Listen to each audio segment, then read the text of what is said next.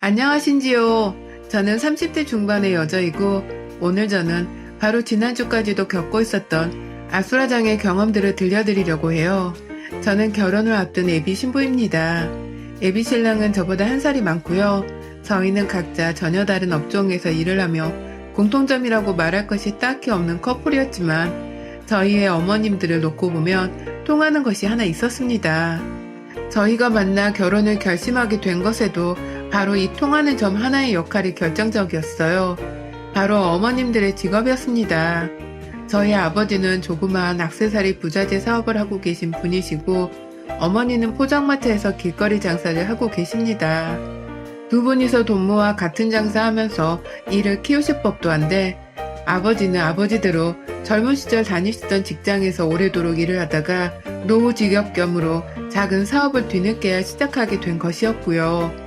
어머니께서는 젊은 시절부터 동네 사람들한테 요리해서 밑반찬이나 잔치 음식을 파는 취미 겸 특기 생활을 가지고 계시다가 제가 10살 정도 되었던 해에 본격적으로 요리 사업에 뛰어드셨습니다. 저는 바빴던 부모님 때문에 고등학교 시절까지 함께 사셨던 할머니 손에 자란 나머지 엄마가 밖에서 뭘 어찌 일하시는지에 대해선 사실 자세히 본 적이 없습니다. 거의 대부분의 시간을 일하며 사시고 또 일에 보람을 느끼며 사셨던 분이셨기 때문에 전 그저 우리 엄마가 바쁘고 멋진 여자란 생각만으로 바라보곤 했죠. 어렸었기 때문에 당신은 머리가 자라나고 나서도 대학가에 공부하고 또 대학 가서도 친구들이랑 노는 게 더 좋다면서 그리 신경을 써서 어머니가 하시는 일에 대해 알려고 한 적은 없었습니다. 그러다가 제가 4년 전에 갑자기 저희 엄마가 하던 일을 바꾸고 싶으시다면서 포장마차를 시작하셨습니다. 조그마한 그 포장마차를 그냥 저희가 사는 동네에서 얼마 걸리지 않는 도로가 길거리에서 무작정 시작해 버리셨어요.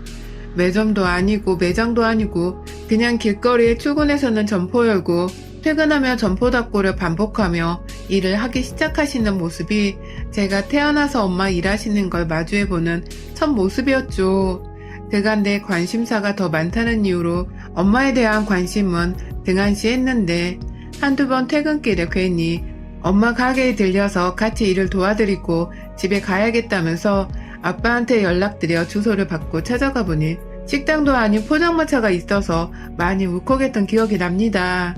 그동안 이렇게 쭉 포장마차를 해오셨기 때문에 이번에도 새로 차린 식당이란 것이 바로 여기 포장마차인가 싶어서 내가 여유있고 부족함 없이 살았던 지난 시절이 다 엄마의 고생이 담겨 있었던 거란 생각이 들어 많은 생각이 들었습니다. 뒤늦게야 엄마가 하는 일에 관심도 가져보고 자주 일터에 찾아가서 엄마 일을 도와드리며 저는 어릴 적에 하지 못하고 살았던 효도를 뒤늦게 한다는 마음으로 주기적으로 포장마차에 출석 체크를 했어요. 뭐 일이 너무 힘들고 죽겠고 이런 건 전혀 아니었고요. 오히려 장사가 잘 돼서 늘 사람들이 북적였고 제가 퇴근해서 딱 도착하면 이미 저처럼 퇴근하고 온 직장인들부터 시작해서 친구 사이에 사람들까지 자리를 가득 채워놨었기 때문에 저는 일을 거두는 데 정신이 없었습니다. 엄마도 장사가 잘 되는 게 싫지는 않으신지 참 열심히 또 음식을 갖다 파셨어요. 주로 파는 건 분식인데 겨울이면 호떡이랑 붕어빵도 파셨고 여름이면 슬러시 같은 간식거리랑 더해서 냉면 육수까지 직접 만들어서 별미 요리로 팔곤 하셨습니다.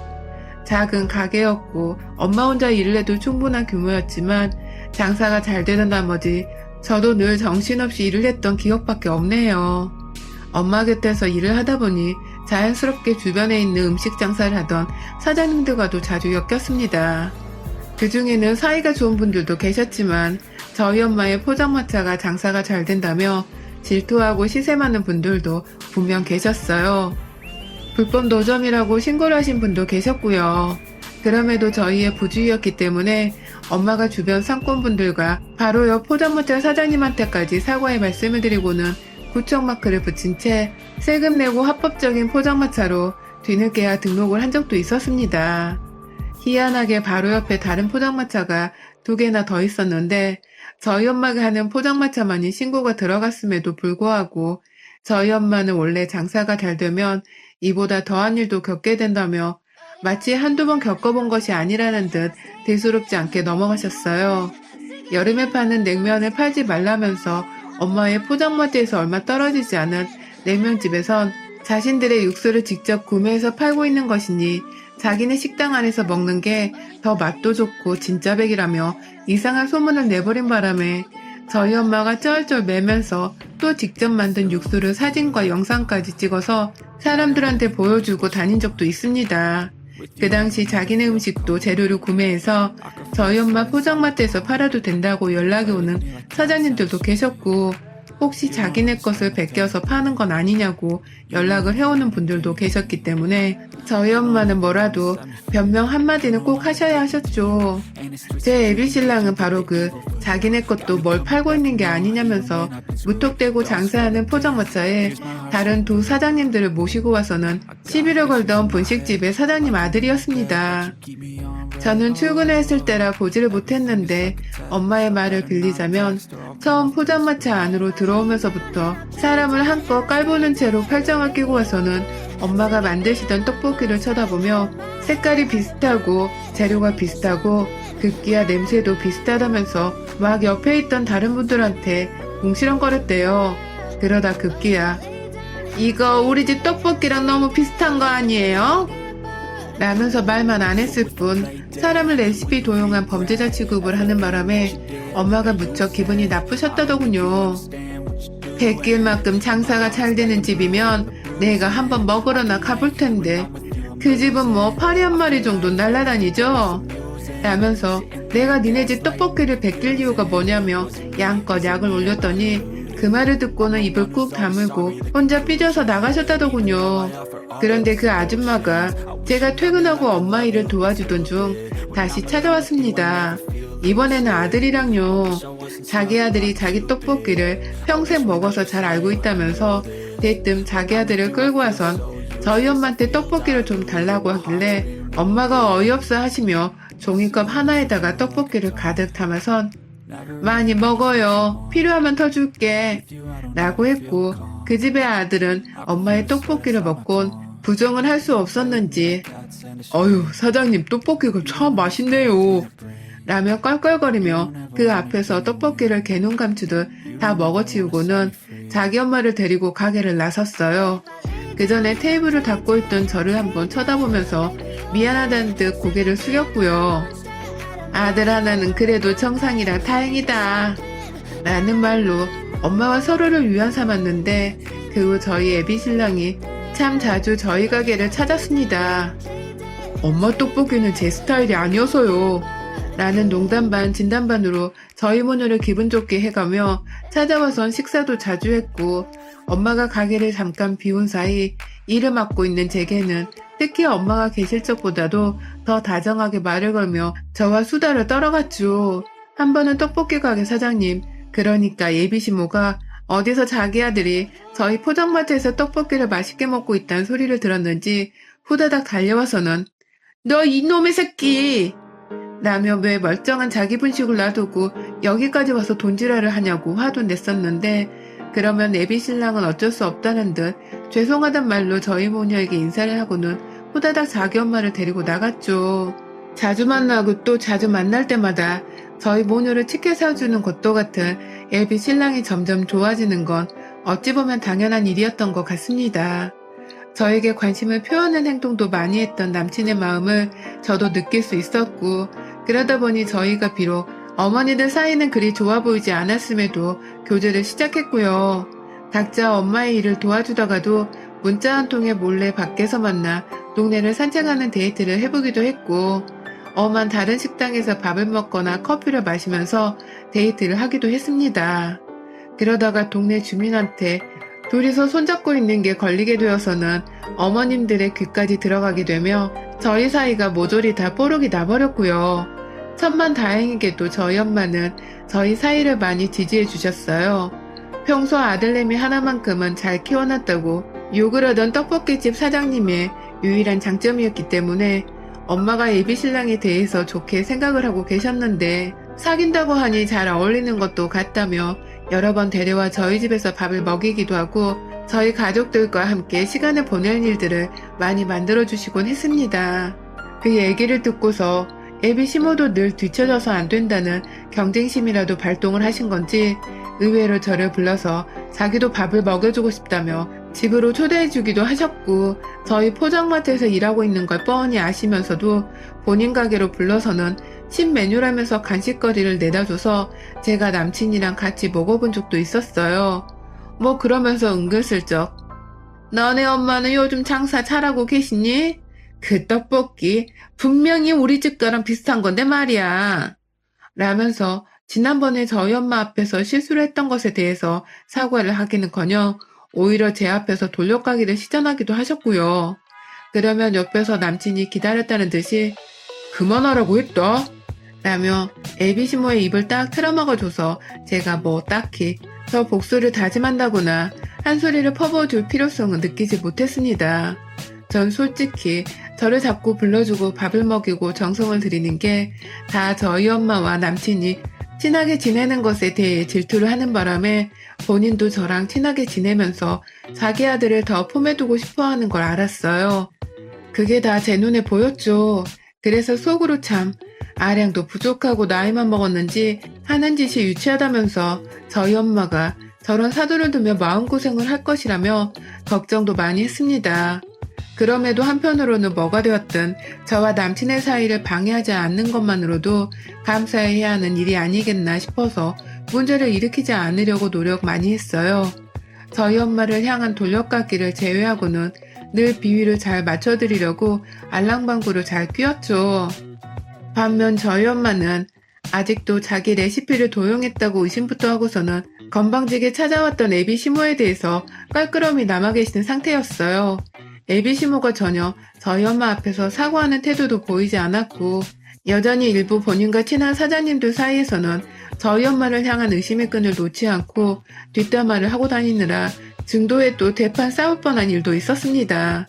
그때 저희 엄마는 애들 사이 불쾌해진다면서 조용히 대화로 정리하려고 했는데 애비 시모가 잘못을 했으면 사과를 하는 거고 억울한 게 있으면 아니라고 하면 될 것이지 거기서 왜 딸 핑계를 대면서 불쌍한 척 하냐? 면서 찾아오지 말라며 역정을 낸 바람에 저희 엄마가 참다 무슨 말을 그렇게 하냐고 맞받아 소리를 질렀다가 주변 사람들의 만류로 싸움이 그쳤다고 해요. 전 이 말을 끝까지 저한테 비밀로 하던 엄마가 아닌 그 사이 아들한테 이러쿵 저러쿵 고자질을 한 예비시모 덕분에 남친을 통해서 전해들었고요. 다만 천만다행이었던 것이 남친은 저희 엄마 성격을 뻔히 알기에 먼저 시비를 걸 뿐이 아니시라며 본인이 조심스레 엄마를 찾아와 얘기를 나눠보다가 결국 엄마가 니네 엄마 참 이상하다 면서 울음을 터뜨렸고, 그로 인해서 남친이 애비 시모를 대신해서 사과를 하는 일까지 벌어졌습니다. 저는 남친과 헤어진다고 벼랑간 엄한 남친한테 오만 지랄을 쏟아냈고, 저를 많이 좋아하라 하던 남친은 그게 죽으란 소리나 다름없다면서 더욱 제게 매달렸어요. 자기 엄마가 장사가 잘 되는 저희 엄마한테 질투를 느낀 것 같다면서 몇 번이나 사과를 하는데, 저도 그런 정성 어린 사과가 아니었다면 절대 남친을 용서하지 못했을 겁니다. 엄마도 저와 같은 마음이셨고요. 결국 그 일이 있고서 저도 애비시모가 너무 믿고 불쾌했었기 때문에 엄마 앞에서 웬만하면 애비시모에 대한 얘기를 꺼내지 않으려고 배려를 했습니다. 어째 아이들이 사귄다는 걸 듣고서도 제대로 태도를 바꾸거나 사과 한 번을 하러 오지 않냐며 엄마는 더더욱 시모에게 반감을 가지시는 듯도 했는데요. 연애 기간이 늘면 늘수록 엄마도 어느 순간부터 시모를 용서하려는 듯 노력을 하시더라고요. 남친과 알콩달콩 연애를 하는 게 보기 좋으셨는지 어느 날은 저와 남친이 모두 출근하고 없는 사이에 저희 엄마가 먼저 선뜻 떡볶이 집으로 가서는 애비 시모한테 간식도 건넸다고 하시고, 반대로 우리 포장마차로 밥 먹으러 오라고 부르기도 하셨으며, 엄마가 제 앞에서도 그 집 사장이라고 부르는 게 아니라 남친 어머니라며 호칭도 변경하셨습니다. 아무래도 두 분 사이에서 불편해하는 자식들의 마음을 덜어주기 위해 먼저 선심을 쓰신 것 같았습니다. 저희 엄마 입장에서는 그냥 대가 없이 용서를 해주는 것과 다름없었죠. 남친과 연애를 2년 반 가까이 해오면서 조금씩 양가 부모님들의 사이가 개선이 되는 듯 하더니 1년이 더 지난 최근까지는 두 분이서 무난하게 좋은 관계를 유지해가며 지내기 시작하셨어요. 그와 동시에 저희는 다가오는 8월의 결혼 날짜를 잡고서 준비를 차근히 해나가고 있었고, 저는 늘 마음 한켠에 애비 시모를 깔끔히 용서하고 받아들이기로 한 엄마를 향한 죄송함과 감사함이 배어 있었습니다. 그 때문에 결혼을 하고 나서도 혹 애비 시모가 우리 엄마에게 함부로 하는 일이 있으면 절대 참지 않을 것이라고 남친한테도 그땐 그냥 이별하는 것과 다름없다면서 몇 번이고 주의를 주기도 했어요. 그런데요, 모두가 나름 잘 지내오는 줄로 알았던 그 사이에 제가 모르는 금이 가고 있다는 걸 얼마 전에 알게 되었습니다. 지난 4월 초에 저희 엄마 환갑생신 잔치를 벌였습니다. 가족들끼리 모여 식사 자리를 가지기로 했고, 그래봤자 외동인 저랑 예비 신랑까지 불러서 4명이서 밥을 먹는 자리였는데요. 반차를 내고서 일찍 퇴근해서는 엄마께 드릴 요리를 막 만들고 있자 밖에서 누가 초인종을 눌렀어요. 얘랑이 찾아왔더라고요. 자기도 도와주고 싶다면서 회사의 저와 마찬가지로 반차를 내고서는 제가 집에 간다는 말에 저를 따라온 것이었습니다. 결국 온 가족이 엄마 생일밥 차려드리겠다며 나서서 요리를 하고서는 밥상을 내어왔고, 거의 상이 다 차려져가며 온 집안이 맛있는 음식 냄새로 풍겨져 가고 있을 때 또다시 밖에서 초인종이 울렸습니다. 5인 이상 집합 금지라는데 우리 집에 또 찾아올 사람이 도대체 누구인가 싶어서 서로 멀뚱거리며 문을 열었는데 애비 시모가 계셨습니다. 집까지 찾아오는 사람도 절대 아니고요. 초대를 해본 적도 아직 없는 분인데요. 우리 집을 도대체 어떻게 알았나 싶어서 남친을 물끄러미 올려다보니 애비 시모가 왜? 내가 여기 어떻게 찾아왔냐고? 내 아들 뒤쫓아 이 집 온 게 벌써 몇 번인 줄 알아? 왜 자꾸 내 아들을 집에 데려와서는? 라고 말을 하시더니 남친이 저하고 같이 입고 있던 앞치마를 보고서는 혈압이 올랐는지 이런 잡것들, 뭔데 네가 여기서 앞치마를 메고 있어? 너 내가 그 뒤다라고 노점상 노가다 딸이랑 결혼하라 한 건 줄 알아? 라면서 현관문을 연 채로 이웃들 다 들으라는 식으로 쩌렁쩌렁하게 소리를 지르는데 그만 저희 엄마가 너무 놀란 나머지 일단 들어와서 얘기해요. 진정하고 건너집에 갓난애기 있어. 라며 애비 시모를 집안에 데려왔습니다. 시모는 저희 엄마 손에 집 안으로 들어와서 이거 안 놔? 라면서 손을 놓으라고 저희 엄마 팔을 집어 밀었고, 그 바람에 엄마가 시모 팔에서 손을 떼다가 급기야 현관 문턱에 발이 걸려서 뒤로 자빠질 뻔한 것을 남친이 재빠르게 잡았는데요. 이쯤 되니 저도 슬슬 시모 행동이 열이 받기 시작했고, 저만큼 아버지도 열불이 나셨는지 생일날 남의 집에 와서 이 무슨 행패입니까? 말로 좋게 말을 해야지. 무식하게 이게 다 무슨 짓거리예요. 라며 소리를 지르셨습니다. 목소리가 가뜩이나 굵고 센 아버지가 소리를 지르시는 걸 살다 처음 목격했는데 정말 우렁차고 누가 무슨 확성기에다 대고서 소리를 치는 것만 같았어요. 그 바람에 시모도 간이 좀 쪼그라들었는지 남친 얼굴 한번 보고는 도와달라는 듯이 애먼 저를 보면서 너는 왜 네 엄마 생일인데 우리 아들을 데리고 오는 거야? 그간 내 아들이 이 집 구석 들어가는 거 봤던 사람도 많고 나도 여러 번 뒤따라와 봤다고. 내가 다 봤다고. 아직 장가도 안 간 놈을 처가댁이나 들락날락거리게 하고 말이야. 이 사람들 진짜 하나같이 왜 이렇게 교양 없고 남의 것을 잘 뺏어가는지 모르겠네 정말. 라면서 화를 내는데 아플싸 이 옆에 내가 또다시 저희 엄마 앞에서 남의 것을 뺏어간다는 말을 꺼내버리더군요. 그 말에 참다 엄마도 화가 폭발하셨는지 뭐가 어쩌고 어째요? 남의 것을 잘 뺏어간다고요? 아니 이 사람아, 지가 좋아서 내 생일상 차려주겠다고 찾아온 놈을 내가 무슨 수로 막을 것이며, 내 포장마차가 당신 그 코딱지만한 분식집보다 장사가 잘 돼도 배로 잘 되는데 그 집 레시피 베껴다 장사를 왜 해? 내가 미쳤어? 생각을 해도 꼭 저렇게 무식하니까 머리가 안 돌아가 장사를 잘할 수가 없지. 라며 제가 들어도 아주 속이 뻥 뚫리는 사이다 같은 욕설을 내뱉으며 애비 시모의 귀를 콱 죽였습니다. 그러자 애비 시모가 뭐가 어쩌고 어째? 가게 하나 없이 겨우 포장마차나 하던 년 주제에 네가 뭔데 감히 날 깔보고 지랄인 거야? 이게 진짜 환갑이나 처먹고 라며 저희 엄마의 뺨을 내리쳤어요. 정말 한순간에 저희 엄마가 뺨때구로 얻어맞은 겁니다. 환갑날 생신의 말입니다. 저요? 그 순간 저도 모르게 옆에 있던 남친을 보면서 야, 너 내가 우리 엄마 또 괴롭히는 꼴 보면 그날로 우리 사이 끝이라고 했어 안 했어? 니네 엄마 처신 똑바로 하고 살라고 몇 번이나 주의를 줬냐 안 줬냐? 라며 주먹을 쥐고서 남친의 얼굴에 주먹을 갈겨버렸습니다. 애비 시모가 바로 코앞에 있었는데 제가 조금 흥분했던 나머지 적당히를 모르고서는 남친의 얼굴에 주먹질을 몇 대 더 하다가 앞에 있던 시모한테로 남친의 머리채를 쥐어잡고 밀었다가 그 둘이서 정통으로 박치기를 해버렸어요. 남친이야 뭐 머리를 부딪힌 거지만 애비 시모는 얼굴을 정통으로 맞은 바람에 가뜩이나 눈, 코, 입이 살에 묻혀있던 그 얼굴이 조금씩 붉게 달아오르더니 급기야 그 코에서 코피가 줄줄 흘러나왔습니다. 호들갑 떠는 시모가 얼굴을 이리저리 만지느라고 그 피가 온 얼굴과 머리, 옷까지 묻혀버리고 말았네요. 난리가 난 지 엄마를 진정시킨과 동시에 피가 나는 것을 보고는 엄마 피! 라면서 남친이 급하게 자기 팔 옷감으로 애비 시모의 코를 막았고요. 남의 집 앞에서 생쇼 부리다 아들은 얻어쳐맞고 애미는 코피나 흘린다며 뒤에서 저희 아버지가 저런 쌍놈의 옆에는 정말 살다 처음 본다. 당신이 정말 장사하며 고생 많았겠네. 남의 혀끝을 찬 채 진절머리 난다며 꺼지라고 마지막 욕을 퍼부으셨어요. 남친은 일이 최악으로 꼬여가고 있다면서 아버님 이라며 눈물을 훔치려는데 저는 네 엄마 데리고 당장 꺼져. 맞은 거 고소하고 싶음 해. 나도 우리 엄마 뺨 때린 저녁 맞고서 할 테니까.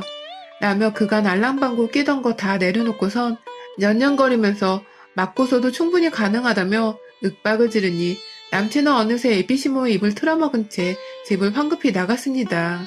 아휴, 즐겁게 잔치상 준비하다가 그게 무슨 난리였는지 지금도 어안이 벙벙하네요.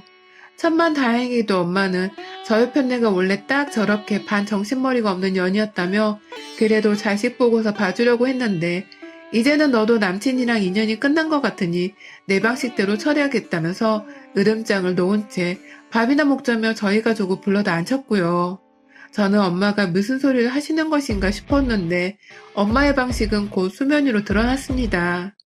알고 보니 저희 엄마가 제가 어릴 땐 그러니까 이 포장마차를 하기 전에는 제법 큰 식당을 운영하면서 장사를 해오셨고 지금은 그 일을 이어가기 버겁다며 자신의 밑에서 일을 배우고 살던 자신의 직원들 3명에게서 돈을 받고서 식당을 팔았다고 하시더군요.